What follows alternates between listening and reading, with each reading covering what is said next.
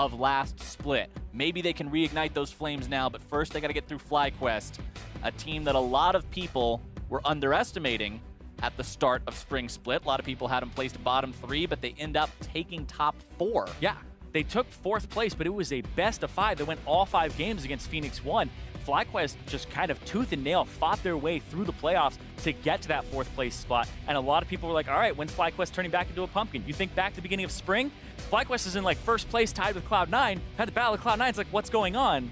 And then it started to go downhill. A lot of experimenting happened, and a lot of those pocket picks came out that didn't really work for FlyQuest. But then they turned it on at the end, and like you said, they got 4th without a lot of those cheesy strategies that people were saying wouldn't work out. That being said, remember that both games yesterday, the outcomes surprised people. You had CLG take down Cloud9, and you had Immortals take a victory against Phoenix 1 as well. It's a brand new split. Anything can happen. Everybody's got a clean slate, and both of these teams want to be starting off strong. Bans are done. Galio, Kassadin, and Lulu banned away by Fox. FlyQuest going to go ahead, take Xayah, Kinnan, and Zac off the table. LeBlanc, first pick by Echo Fox, with Zyra and Elise being the response by FlyQuest. Yeah, interesting because LeBlanc hasn't been a champion that we've been seeing a lot of play from. It's the question of, is this still the Gunblade build from her? Is this still the teleport split push build from her? Is she getting a Banshee's Veil as well? Second, we'll see what that does to her.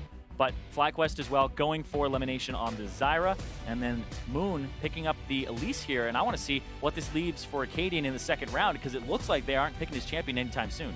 Nope. With the Ashe and the Tahm Kench locked in, that means that Echo Fox is going to wait to pick both their top laner and jungler, unless that's a strange Tahm Kench flex top.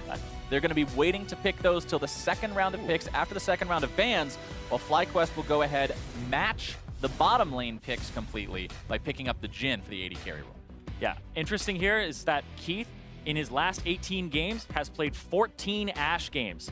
And then the other 4 are all Ezreal. So Echo Fox really put him on either, Keith, you're safe, or you're starting the engages for us. This will be his 15th game in 19 games of Ashe. That is a lot of one champion. And granted, Ashe was very sternly entrenched in the meta for a while. It's not like this was some crazy off-roll pick or something that nobody else was playing. It was a very common champion to see, but 14 out of 18, and I believe of the remaining 4 games that were Ezreal's, 2 of those Ashe was banned. Yeah. So it could have been a potential 16 out of 18 Ashes, if not for the bans. Keith, very familiar with being on this champion. But they also took the Tahm Kench for Gate, and that's going to keep Keith safe on a champion that isn't very mobile. So Echo Fox could be going for a 1-3-1 split push with LeBlanc in his side lane, see what they get for Looper later on. But this will be interesting because they have the potential to start fights with the Ashe Arrow, but they also have the potential to disengage fights with the Tahm Kench, eating Keith and running away. Second part of the ban, some jungle focus from FlyQuest with Lee Sin and Olaf being banned away, while Echo Fox looks more towards those solo lanes with Cassiopeia and Jarvan taken off the table, as now FlyQuest thinking about what they want to do for this 4th pick. Looks like it's Karma locked in. This is so interesting. This Karma would most likely be mid for high. There's a potential it goes somewhere else, but I mean, Lemonation, is he going to play the Karma support led signature for him? Are we going to get the head nod, or is it going to be Zyra? Could it be Zyra mid? I don't think so. That's very strange. But regardless, it's not really that great of a composition already for somebody like Jhin. Jhin wants to pair up with the Zyra so you can have this double root bottom lane. Also, Jhin is a champion that I think is a little bit overlooked right now, because Death's Dance first item on Jhin with Warlord's Bloodlust, so hard to push him out of lane. He'll take Doran's shield, and he just becomes a sustained monster that actually does a decent amount of damage that is very hard to kill. So if Wild Turtle's out of position, gets caught, he has so many ways to sustain himself that it becomes a little ridiculous. Graves and Gragas, the pickups now for Echo Fox, going with that classic fighter in the jungle that has sort of seen a fall off from the amount of insane pick rate, ban rate that he had before. Acadian, a player who was able to put in a lot of work on Graves. Not really too surprised to see him picking up a champion that stylistically matches like that.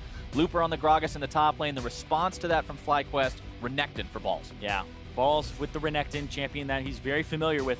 This will shove in on the top side, but right now at FlyQuest, you're looking at a kind of mixed damage team because they have 3 magic damage dealers, 2 physical damage dealers, so it's got a good spread, but it's a little bit heavy on the protection from mid lane, which you wouldn't really expect, but the Karma is quite good into the LeBlanc. That's most likely why they picked it after they saw the LeBlanc pick, to say, all right, we're just going to go ahead and throw this in there, make sure you don't die, I can take teleport, I can sustain this lane, wave shove it out, and be able to match in the split push.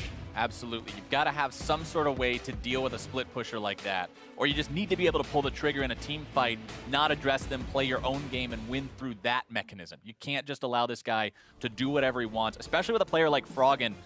Some of the best stats in NALCS in Spring Split 2017. Granted, their win rate didn't reflect that, but this team invests a lot into Froggen and a lot into his success in a majority of their games. Yeah, Froggen had some of the best stats in terms of damage share, damage per minute for his team, but it was just not transitioning that as much as you would like for a team, and that's what Echo Fox struggled with. Great early game leads, especially during the first half of Spring Split, but then it really fell off. Acadian kind of disappeared. The advantages weren't coming from the jungle anymore, and then even before that, they couldn't transition off their solo lanes. But we'll see what Echo Fox looks like with the boot camp in Korea and up against FlyQuest. You know, talking about Acadian as well, I'm going to have eyes on both junglers this series, Zyrene, because these are two guys the outcome of the game is heavily going to depend on. Looks like we have a pause for a moment. Just go ahead and keep talking a little bit about expectations while we work through this. Hopefully it won't take too long. But with these two going into the game like this, remember, harken back to Spring Split, especially the beginning of it, and what happened with these teams. What was the story of the victories? And Acadian was the one who was going off on Echo Fox. He was a guy who there was so many discussions around him about Rookie of the Split, and wow, what a performance, and look at how much he's doing for his team. Meanwhile, Moon, a player that didn't have the best impression in a lot of people's minds from his previous performances on other teams, is all of a sudden unlocked on FlyQuest, and he and High are running rampant in the early game, making the plays, setting things up.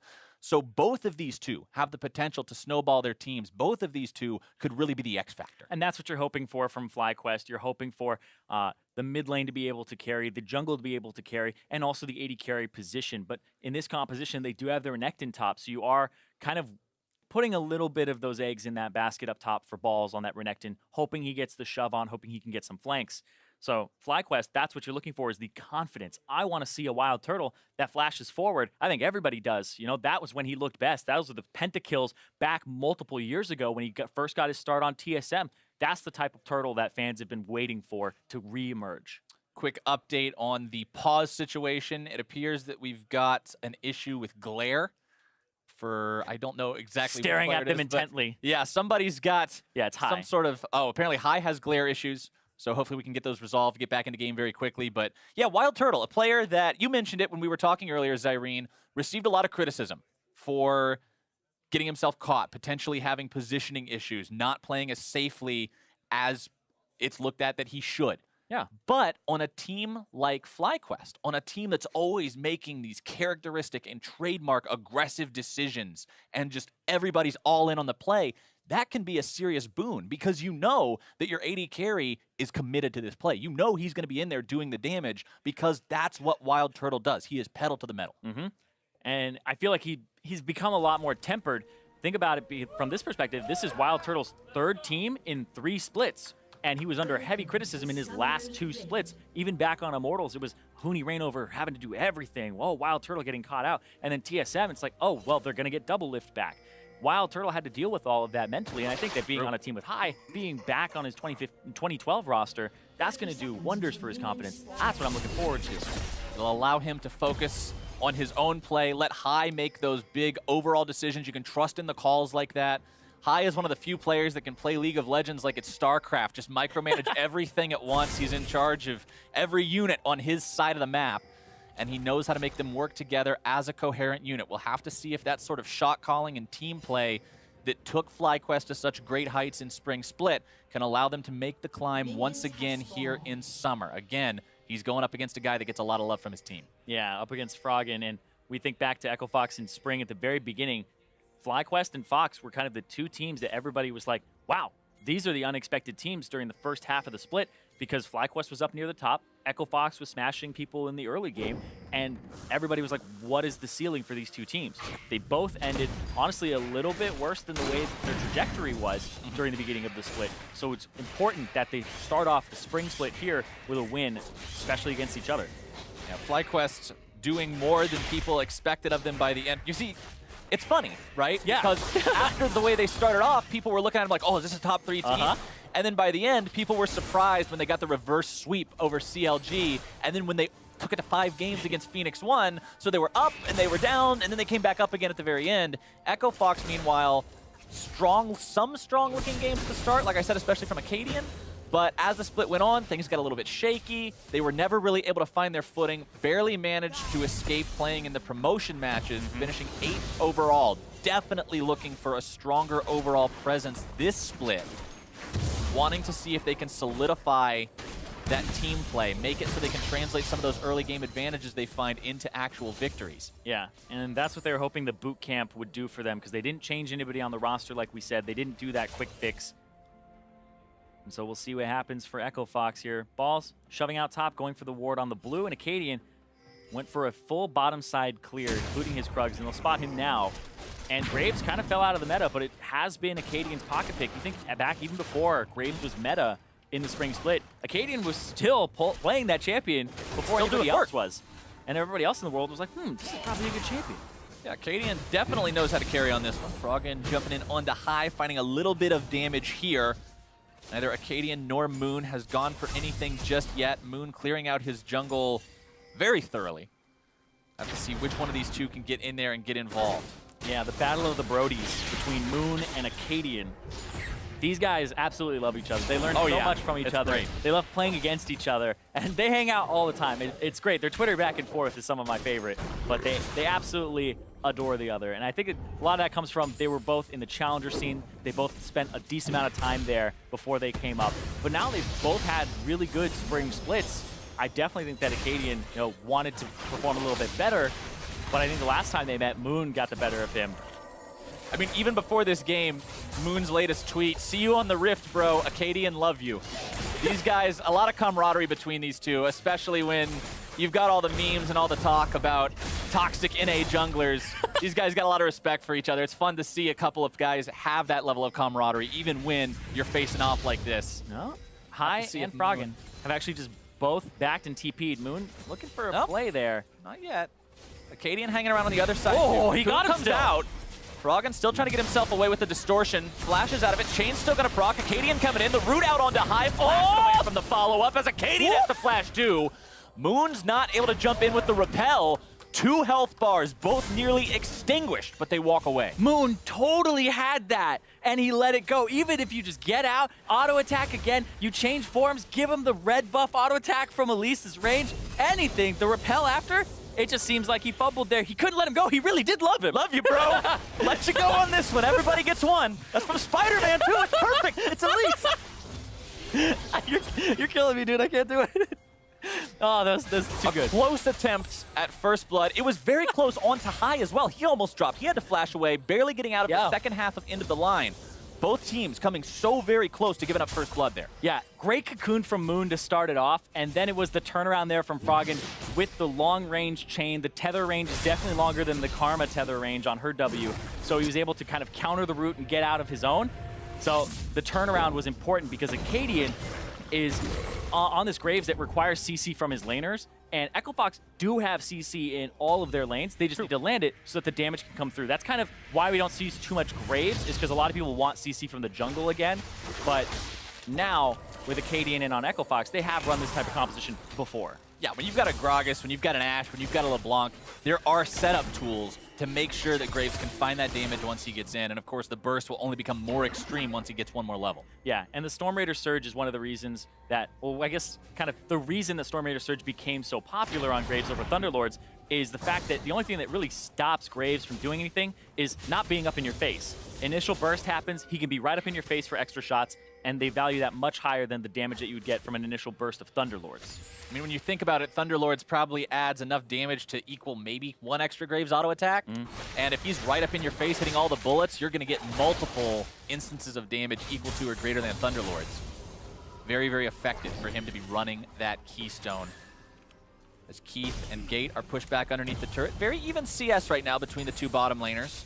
And these 2 bottom laners, we already talked a little bit about Turtle and the criticisms he's received. Well, Keith has not exactly been one who hasn't received his fair share of criticisms as well.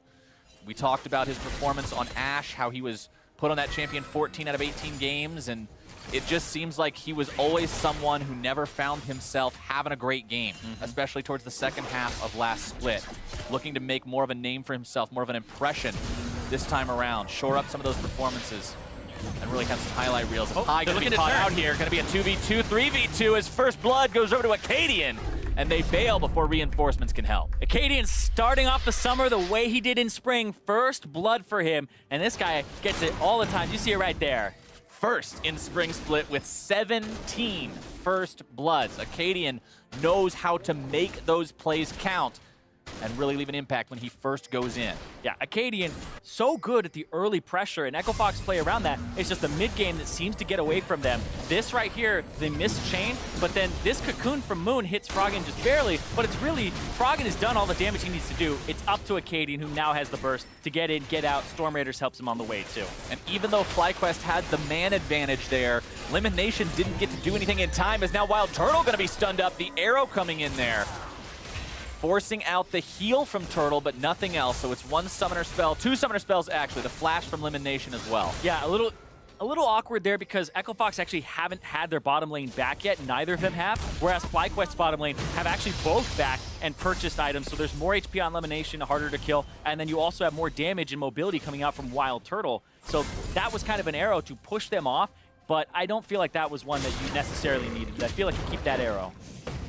Interesting thing to note is that Keith did go for that Dorian shield start that we're seeing so prolific right now because of the changes to the item, how effective it is at keeping you in the lane, while Wild Turtle decided, no, I'm not going for that. I want to make sure I hit my power spikes as soon as possible, sticking with the longsword. Yeah, the longsword, interesting because I thought it would be the Dorian shield, but he has the winning lane, the shoving lane. He's into a melee matchup in terms of support, so I definitely think that the longsword to go faster towards your Death's Dance is the right way to go. And we saw Wild Turtle there kind of go between Vamp Scepter and purchasing Swifties. Wants the Swifties for the mobility, the slowing down, or I guess reducing the slow of both Ashe and Tahm Kench so he can get away. But also, Death's Dance first item on Jhin, super good. So many things. He wants every stat on that item, and it makes it so that you die slower too. So how about that? I love that. And for those of you who aren't exactly aware of what did change, it got 5 more AD, but the biggest change to the item, it went from 15% temporary damage mitigation to a whopping 30. It doubled. So you're only taking 70% of the damage up front. The rest happens as a bleed, which gives you time to be shielded, to be healed, to lifesteal. Any sort of way to get yourself out of that kind of trouble is there. Makes it much harder to pop somebody. And that's why I think Jhin is a champion that could potentially be back in the meta because of this. The Warlord's Bloodlust gives him so much healing, and the fact that you can control that crit, where it'll crit off of your total AD. He gets so much AD because he's Jhin, and then if you crit it, it makes it so that it's doubled, and it's really, really effective on his 4th shot. So he can sustain in the lane, doesn't get bullied out, immediately gets Death's Dance. So even if you have to kill him like right away. If you don't kill him right away, he's not dying. Deceptively difficult to kill if it's not instant. And the great thing too is there's a few other items you can pick up after that that really help your survivability. Some people have gone Ninja Tabi on him. You can also go Guardian Angel, which is now an 80 carry item. And then you can even go Phantom Dancer for 12% damage reduction on top of that. You become very hard to kill. Can make the job difficult for Froggen or for Acadian or for Looper or whoever finds themselves trying to dive onto Turtle. FlyQuest down about 500 gold. Pretty much the equivalent of the First Blood cost. That's the only advantage Fox has built up for themselves, so not getting anything else in terms of massive farm leads or anything. You can see about a 20 CS advantage for Froggen there in the mid lane, but the disadvantage in the top lane is the same for Looper compared to Balls, and Looper's somebody that I think is worth talking about now as well, because this is a player that had a lot of hype built up around him as he's coming into NALCS. Moon Arrow? barely getting himself away, but he lands down in time to still be caught by it. Still trying to escape if he can, but the damage coming through, and Acadian will show no mercy. Taking down Moon, getting the 2nd kill of the game. And that was the bottom lane of Echo Fox making a proactive play together. Gate delivers Keith closer. The Ashe arrow comes through right in line. Look at this. Oh, okay. High barely walking away from that one. Really got to be careful about that LeBlanc damage. Yeah. And he probably has to back off and teleport here unless he's going to try to go for a Q. There it is. Mantra Q. Right, clear some of the minions out, but yeah, you can't stick around any longer after that. Can you? Is he really going to tempt fate? Well, all right, get this and then back. And take that, wave will get be out of here. equalized. All right, that's fair. Domination setting it up, trying to get Gate. Gate taking tons of damage here. Stranglethorn's coming out. Thick Skin going to be used defensively. Keith trying to hold these guys at bay. Keep Gate protected, Turtle has ulti. getting himself back. Turtle opening up the ulti. Looper makes the rotation in mid lane. Froggen going to be brought down. There goes Keith. Can they find Gate 2? Meanwhile, High drops mid. Moon and Balls not able to do anything about that one. It's 2 for 1 across the map. Looks like High died to the minions afterwards and still gave the kill over because he was tagged. Wild Turtle did pick up a kill down bottom with the Jhin ultimate. And now, Acadian gonna try to pick him up as he gets this first turret for himself and solo gold. First turret blood goes the way of FlyQuest. Wild Turtle trying to get coming down the top. He used the heal. He gets the kill on the Gate. Wild Turtle. That's Acadian what we want to now see. Trying to chase after these guys. That's the Turtle style. Trying to escape. Will not do it. Elimination. Now having to run for his own life. Very little mana left to work with. Acadian has have a enough spider for a behind spell. him. Acadian's being closed in on by Moon. He knows there's no way out. He's trying to at least get Lemon on his exit. He does. Moon trying to cut him off. Acadian telling him what's up, giving him the dance. Here comes High from the top side. Moon's gonna come in from the bottom here. Acadian's stuck. There is absolutely no way out of this whatsoever. Cocoon comes over the wall. High still finding some auto attacks. This is taking a lot longer than it should. He sidestepped. He's making him work for it. Run down, run down, run down, Acadian, run down. okay, there we go. Shut down. It was a long time coming, but High cashes in, grabs himself his first kill of the game. Athene's Unholy Grail, his first item, going for a supportive style Karma, not that big AP type of Karma you can sometimes see. Exactly, being supportive for his team, but look at this. The cannon minion, oh, he realizes too late.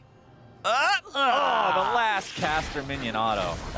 1 for 1 there in the mid lane, but the down bottom ended up being the first turret gold going over to Turtle, a kill going over to Turtle, and then another kill because he got the flash forward to kill Gate. That's what we want to see from this guy.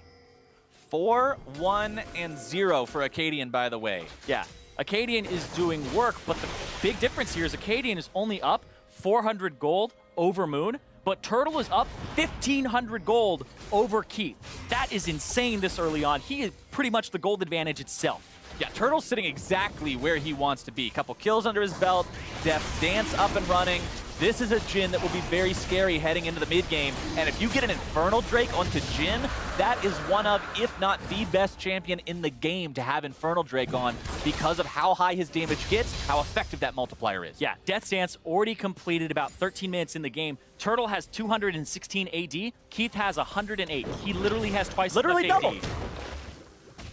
Wild Turtle going into this mid game will be one guy to keep your eyes on if you're looking to see who the plays happen around. Froggen, another person that you might want to be looking after, up to a 30 CS lead over High.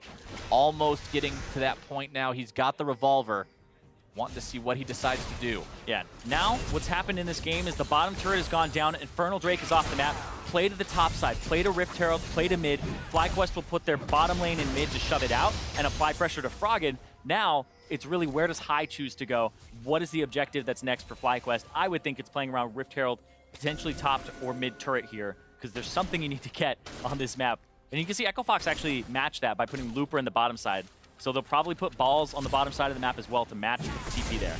You know, I really enjoy the changes to Rift Herald, Zyrene. It gives people something to play for other than a Drake before 20 minutes. You actually see investment in the top part of the map. You see wards, you see plays being made around that area because it's so valuable now. It's really interesting too because it spawns at 10 minutes, and a lot of the times in matchups where you just have a shoving bottom lane, sometimes turret goes down 7 minutes, 10 minutes, 13 minutes, etc. And then the map is wide open, and a lot of people go, we got Drake, what's next? Let's go towards this top side of the map. And now there's pressure on the team that lost their bottom turret to both defend this Herald that's in the river and defend their top turret. And you can play between those two things as the team that's ahead. Makes those early leads that much scarier for the team that doesn't have them, having to face off against that. Moon sweeping out this top part of the river, just trying to control the vision as much as he can. Froggen comes up. Oh, he got him. Going to be blocking some, but not all. And a Spider Bite will seal his fate. Froggen drops. And FlyQuest ties up the game. Wild Turtle deadly flourished the return point of Froggen's LeBlanc because they threw so much damage at him off on the right side. He immediately knew he has to snap back to this within this time, and he's going to nail him. Very well read by Wild Turtle, and that should grab FlyQuest turret number 2. Taking these guys up to almost 3,000 gold in the lead. And you can see Froggen's just like, all right, Banshee's fail. Let's go. Make sure I'm defensive. Make sure I have something to protect him, because he did get counterpicked in that mid lane by the Karma. Acadian's going to try to get something back here, but it's just to defend. Looks for a little bit of damage, but it won't even connect. He gets the smoke screen, end of the line, misses. Echo Fox on their back foot for now. Things working out very well for FlyQuest. Wild Turtle having an awesome opening so far after switching to this new team. Right here, setting up, looking like they want to do the Rift Herald. There is Hawk Shot available, though. That's what you have to kind of worry about when there's an Ashe that they wouldn't face check completely, but I guess I'm wrong. Acadian getting himself almost caught out there. Collateral damage used as an escape mechanism to buy himself a little bit of extra distance. Not available for the next fight, though. Yeah, it seemed a little strange. They were waiting for the Hawk Shot to come through, but got a little bit impatient. There's Wild Turtle opening up. Target seems to be Gate. Gate munches on Keith, trying to stay alive. Looper going to be blocking that fourth shot. Elimination getting himself a little bit too close. Arrow finds high. FlyQuest won't get any kills for their trouble. Gotta watch out for Froggen off on the side, though. Echo Fox bringing him back towards the mid. Banshee's Veil immediately off. Keep in mind, because he went for that Banshee's Veil, he doesn't have the Gunblade fully completed. He doesn't have that automatic slow to prime the chain hit. Yeah, and that's going to be Rift Herald. Started up here by FlyQuest. The contest will pretty much be Keith and Froggen. There's the TP from behind from Looper. It looks like Echo Fox do want to fight this. 100% aware, though, from FlyQuest. And it goes down. Rift Herald secured. Looper's still behind them, but I don't know if this is going to lead to a whole lot of anything. High going to pop the flash just to make sure. Looper's still on the flank. Gets one barrel onto Moon, but that is it. Yep, and this is pretty much Echo Fox get to push mid faster and go towards that turret. Wild Turtle will continue pushing out top, knowing that there's nobody in the river anymore. This would have to be a fast push from Echo Fox to get that mid turret and say, you just traded Rift Herald for this turret. They're going to have to get something in return for that. Echo Fox will successfully secure that tier 1. Good on them for at least making some sort of objective trade. But like you say, now Rift Herald is available. How much will FlyQuest get with it? And this is interesting because Gate trying to look for Wild Turtle. He's backing right there. I don't think it completes. Nope. They found him, and he's got no mana. Doesn't matter how fed you are, you're pretty much just going to be using auto attacks here, and that is not enough. Froggen grabs kill number 2. I understand the thought process from Turtle was a good idea to shove out that top wave because it's that whole teeter-totter, it's that back and forth of the map. If they're pushing out mid, you push out top so that they have to go top, and then you can go mid afterwards. But he gets caught because of the Tahm Kench. Gate with the Abyssal Voyage, and that was the right play there. And Turtle just overstayed. One wave too many. And these are the kinds of criticisms that commonly find their way towards Wild Turtle. He stays too long. He's too far forward. Those sorts of greedy decisions that can win you the game. But at the same time, if your opponents are aware and they counter, it's trouble. Exactly. Like when we say criticism, it's not unwarranted, right? A lot of these criticisms ring true with the player's playstyle, but there's always just a dissonance sometimes where if a team is not capitalizing on your death, if your team is not in a position to do so, then it's like flat out wrong. But if the team is setting you up for those types of plays and you're actually doing good, then it could be something that, well, is unwarranted criticism. But this one right here, definitely a death that was not necessary. Still a 1,000 gold advantage for the boys at FlyQuest, thanks to the fact that they've got that small objective lead. Remember, they also have Infernal Drake number 1, Cloud Drake now spawning. Exactly. Cloud Drake is the next objective to play around here for FlyQuest. They lost their mid turret, which is honestly the worst turret to lose out of your first 3, because the fast push, the distance between your first turret and your second turret, much smaller in the mid lane. The minions hit the tier 2 much faster than the side lanes. So you can push faster if you're Echo Fox. You can also Tahm Kench ulti to other lanes a little bit better. Think of how like TF does it. And then you also have the central part of the map between the 2 objectives pushed in at all times.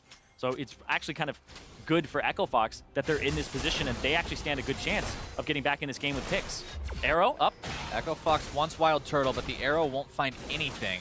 Turtle can just walk himself away from that one safely. Froggen finding some damage onto High, who's stunned up, shields himself, but doesn't really get a whole lot of anything accomplished with that. Just loses 2/3 of his HP. Meanwhile, FlyQuest deciding to start up this Cloud Drake, saying, okay, we can rush this one down. Let's do it. Looks like it's not going to be much of any contest. Moon secures that. But meanwhile, Echo Fox, top side, Looper pushing onto the tier 1. Acadian here with him. This should tie up the turret count, bring that gold very, very close. But Rift Herald mid lane. Yeah, Rift Herald used mid by Moon. They have a push advantage here. It's only Keith. This is a great Rift Herald usage. It's going to destroy that turret, and it will get to hit this next one too.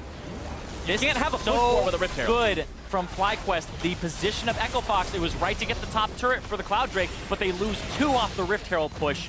Exactly how it should be played. You cannot try to race against a Rift Herald. You will lose that every single time.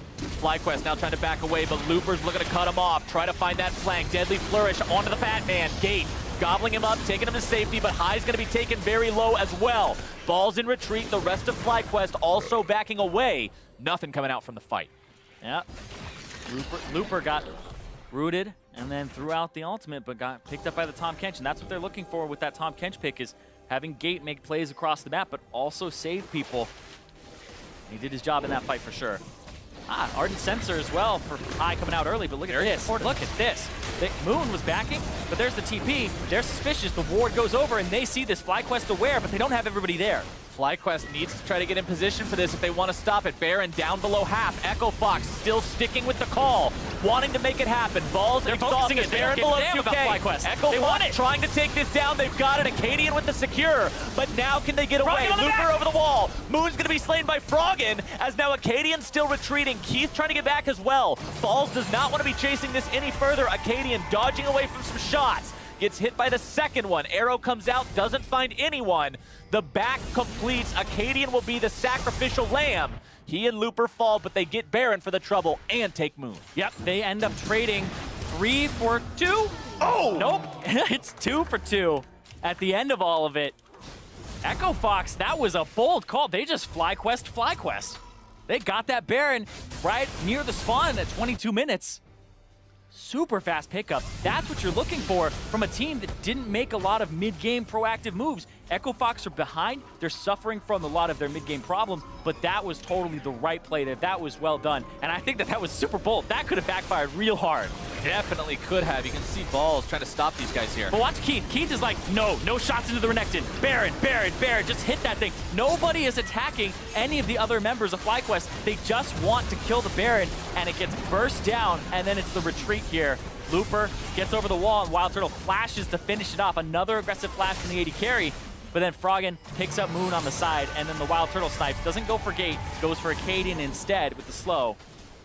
And then Keith gets back in the bush. So yes, it ends up being 2 for 2 in terms of the overall trade here, because Froggen gets one back on elimination with the burst.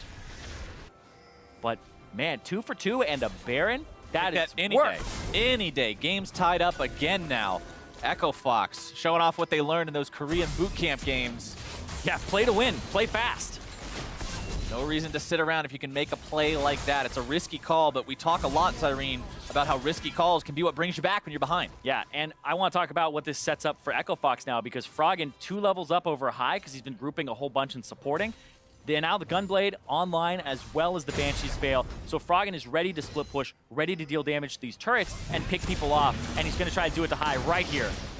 High not having a very fun time facing off against that kind of damage. You talked about LeBlanc typically not having the best time against Karma, but when you're like this, when you're in this condition, 50 CS up with 4 kills, you can really do some damage. Exactly, and it's the split push. This composition from Echo Fox built to 1-3-1 or 4-1 and rotate quickly with the Tahm Kench. If you stayed around as Karma, you know you're going to get Abyssal Voyaged here. So there's so much pressure on the FlyQuest to not stick around, but they're getting pulled across the map here. And this is just really well played from Echo Fox to get themselves back in the game and ahead. Less than 1 minute left on Baron buff. Echo Fox so far have got themselves that tier 2 turret with it. Can they find another one here? They've got the minion wave being cleared out for now. Froggen getting himself away, still trying to scare High off of this wave in the top side, pressuring onto that inhibitor turret. As Turtle and Moon just trying to wait out this last 30 seconds of Baron buff, defend against the waves. Very scary propositions now for FlyQuest after that Baron was taken. Completely flipped the momentum of the game on its head. Echo Fox very happy with the outcome of that call. Froggen again just going in. As Looper bottom side should be able to finish off this tier 1. I don't see anybody from FlyQuest wasting the time to save this. And this first pick, LeBlanc, is just paying off as well. Froggen's been able to make a lot of picks, has the highest KP on his team.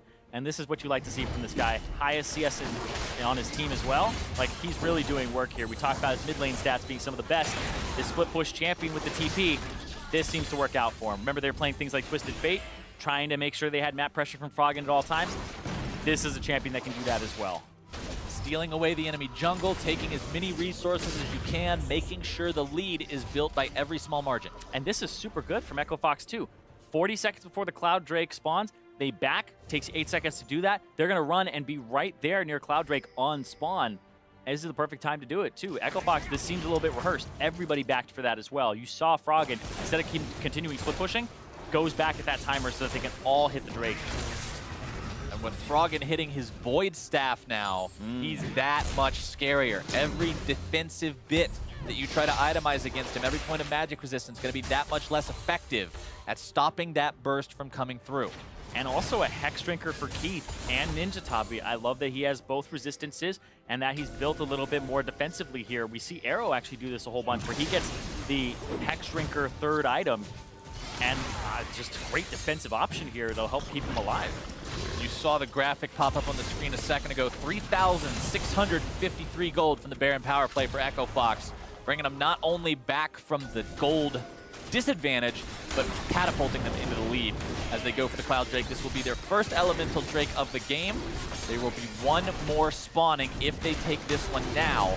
Have to see what kind that will be in just a moment. And Ocean #1, so relatively ineffective Drake will be the final Elemental, but it will add another stack towards the Elder counter if the game should go that long. Exactly, a little bit, I wouldn't say completely worthless at this point in the game, but it's definitely one of the lesser value Drakes. Taking the It's so nice if you get it early. Bottom lane, exactly. But now, with Acadian, Phantom Dancer, and all that damage behind him, going to do a lot to this turret as they're setting up here.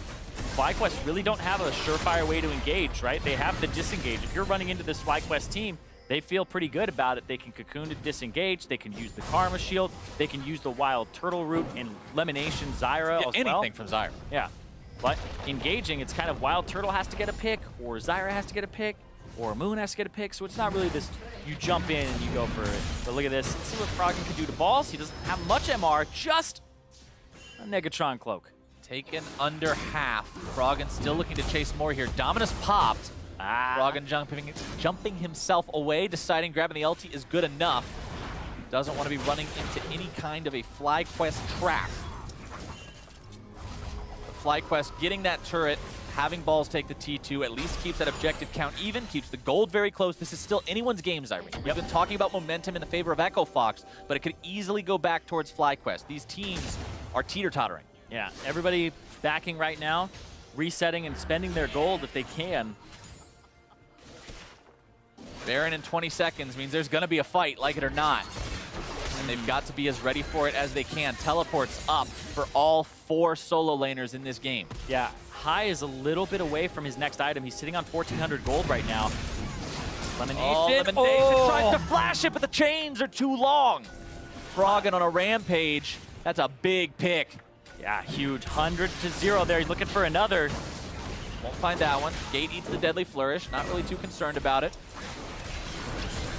And this is just an awkward position for FlyQuest. They don't really have anybody who can ward in that area. Moon would have to get really close, but Fox will pick them off. They do have the Scuttle Crab, though, and there's the Ash Arrow. Arrow onto Balls, who's supposed to be the tank. Ooh, an unfortunate cask knocks him away. FlyQuest top laner is going to live, but the problem is that's your front line and he's at half HP. That is not Baron ready. Going to have to back and probably use the TP here if they want to contest this one. Yep. Looks like the good flash from Balls, but finally High gets his death cap. Needed the 1,700 gold. Finally got it exactly. TP in that area. Moon has to get close to ward. The first Baron put him in the driver's seat. If they can get the second one, it might be enough to take him home. Echo Fox thinking about it. FlyQuest not willing to let them get it for free. Yeah, Echo Fox are looking for picks or a fight here. Froggen just going for picks, and Keith going for those arrows. Root onto Balls. Balls forced to pop the Dominus, going to be shielded now as well. Gate caught out, Stranglethorn's down, thick skin used, but he is done anyway. Bench that hinge. Echo Fox in retreat as the curtain call opens up. Looper has to run for his life. The 4th shot finds him. But FlyQuest will head back towards Baron. This Baron for FlyQuest, they now get the inside track. They'll clear out some wards as they enter. But this top wave crashing into their inhibitor turret. There's TP to top from Looper, I believe. No, yeah, that's Looper coming in. Froggen from the right. Fox are not going to let them walk away with this either. Froggen very deadly. Remember how fast that burst comes down. If somebody gets low from Baron, he can jump in and go for the assassination. Balls has no ulti. Froggen from the side. Elimination going to be looked for. Froggen grabbing the kill. Unstoppable now. High going to be forced to run. Acadian grabbing that one. Moon going to be taken down next. A double kill going the way of the Echo Fox mid. Balls is done. FlyQuest is aced. And Acadian grabs a triple kill. And there's a top wave to push as well. They're going to push this, get this inhibitor. They may potentially And we'll see what happens here. There's the TP. They're trying to take advantage of this full team kill. FlyQuest finds disaster, and Fox finds a beautiful success. An army of minions waiting on them. 8 seconds on elimination, 15 on anyone else. This is GG. And Echo Fox, in a close and back and forth match, will take game number 1. In 32 minutes as well, the mid-game didn't strike them at all. They had the Baron take, continue their momentum, and then it was just fight after fight going their way.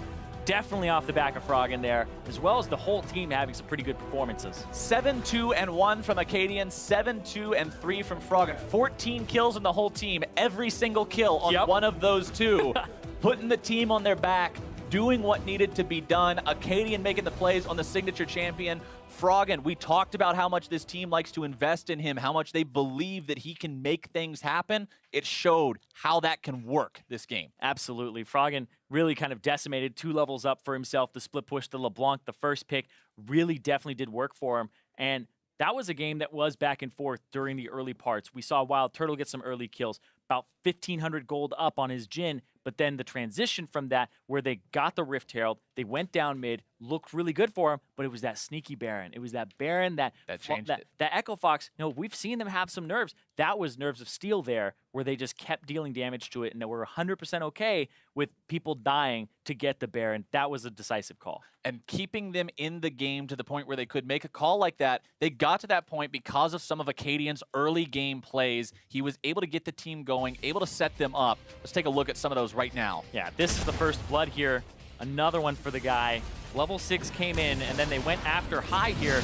Even though Froggen got all of his damage off already, just blows him up, and they both get out scot-free. And then this was the return. The arrow onto Moon after the flash came down a little fast after the repel, and then he just gets blown up there afterwards. Another kill going over to Acadian. And the chase down here, this is right after Gate died on the bottom side. Acadian, this guy's such an early aggressive jungler, and this really set the team up for success because Froggen got some of those kills as well. But like you said, only the 14 kills, 7 on Acadian, 7 on Froggen. It's pretty much ideal for how you'd want that game to go. And Acadian's early game setup into Froggen's mid-game presence. You mentioned how he had that split push pressure. There was no answer for him. High could not answer it. Balls could not answer it. If Froggen was in a lane, you pretty much said, okay, we're done. Yep. I'm walking away. This is yours. We got to make a play somewhere else. There was no way to deal with that. And it ultimately led FlyQuest to being in a position where they decided, hey, we've got an opportunity to go for Baron. They make that call, but instead they get aced. A quick replay of exactly what happened 31 minutes in. Let's take a look. This is the game-ending team fight with that gigantic minion wave top, and Looper came in with the body slam flash at the right moment, and an Ash Arrow actually literally just came off of cooldown, and they were waiting for it as Keith nails it right into Wild Turtle, but the fight is pretty much over after the entrance of Froggen and Looper into that Baron pit. Really just took that over so quickly, and that was a game that when you look at Echo Fox from Spring Split, aggressive early, some of the best early game stats in the whole league, and then it just fell off, mid-game problems, didn't know exactly what to do on the map, but we saw this Echo Fox, it's only one game, I'm going to draw a lot of conclusions from it. Right. They were baiting Baron better than they had in spring. They were baiting around it. They kept throwing Ash Arrows out from Fog of War, complete vision sweep, and making sure that they were in a position that had the upper hand in terms of vision over their opponent. It was much more calculated than what we had seen previously. And this team, yeah, it's one game. It's one chance to actually see what they've been doing, the improvements they've made between the splits, but it's promising. That's the important part. We're not starting this off of another game where Acadian's trying to hard carry and everyone else isn't doing their jobs, and it just seems like sort of a mess after the early game. This team looked good. From the Baron call to being able to get back and then just not throw things back towards their opponents. A lot of times you sort of see those sort of instances where a team gets ahead, then they decide to get too aggressive with it. Maybe they're saying, okay, we got the Baron, let's try to take an inhibitor turret or something crazy. Echo Fox didn't do that. They played it safe, they played it smart, and they found the win.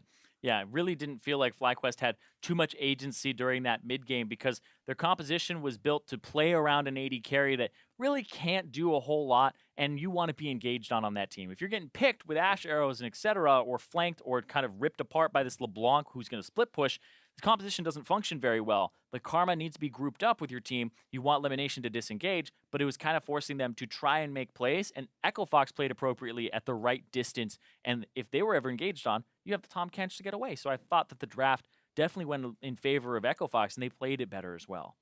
You mentioned, even during the end of the game, the lack of initiation tools on the side of FlyQuest, saying this team works if you go at them.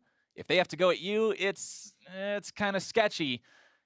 That's a problem when you're up against a team like this, when you're up against a team that'll make those kinds of crazy plays, because sometimes you need to be able to say, okay, look, Echo Fox is doing something risky. We got to go. Yeah.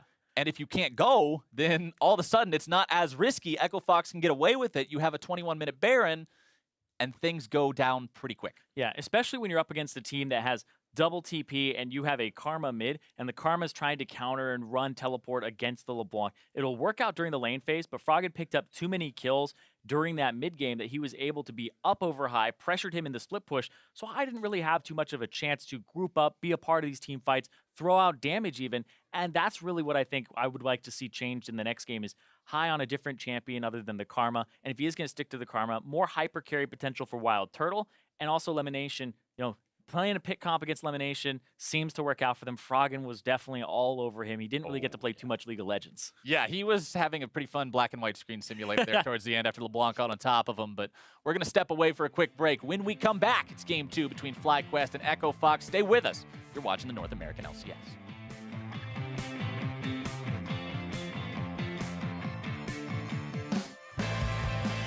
From the side, Elimination going to be looked for. Froggen grabbing the kill. Unstoppable now. High going to be forced to run. Acadian grabbing that one. Moon going to be taken down next. A double kill going the way of the Echo Fox mid laner. There's an ace. Balls is done. FlyQuest is aced, and Acadian grabs a triple kill. And there's a top wave.